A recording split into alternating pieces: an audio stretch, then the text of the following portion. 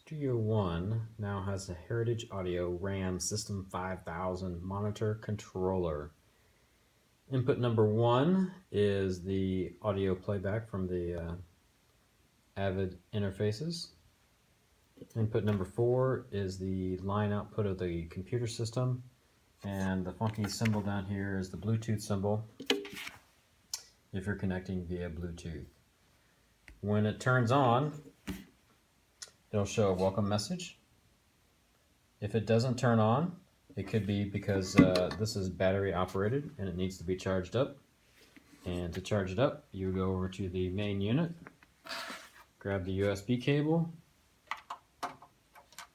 plug it in, plug in the back, and while charging there'll be a red LED. When it's done charging, the red LED will be turned off. It's fully operational while it's in its charge mode, so you can continue to work. When it boots up, it's automatically in mute mode. Once you turn it on, turn up the volume controller, that turns off. Of course, you can mute again. These buttons have dual functionality, so you notice that this has a 5.1 or stereo mode, low LFE config mode button. So to get to the separate operation, if we were going to put this in 5.1 mode, we would hold down the shift key and then hit the number 1, and it'll switch over into 5.1 mode. When in 5.1 mode, you can only go from the 5.1 input to 5.1 output. You can no longer select your Pro Tools input to go to a stereo output. So that's the one disadvantage. You can only go from 5.1 input to 5.1 output. But to get back to stereo, we hit that again there. We're back into stereo mode. So on the output side, the number 1 preset is for the Dynaudio speakers. Output 4 is the Genelux, and output 5 are the Yamaha speakers. Here's the other, you can have the dim function or the secondary function shift. This will do a polarity reverse.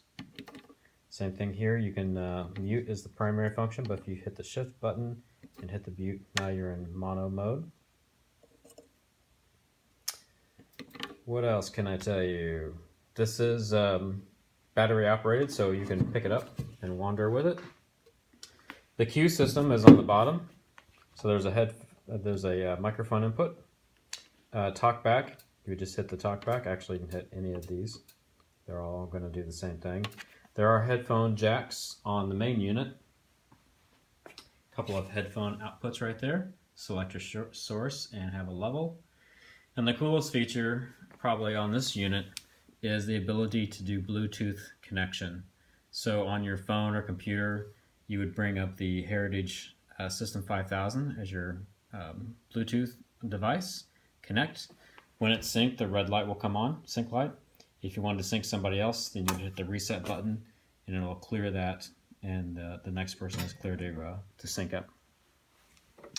So that's it in a nutshell, the Heritage Audio RAM System 5000.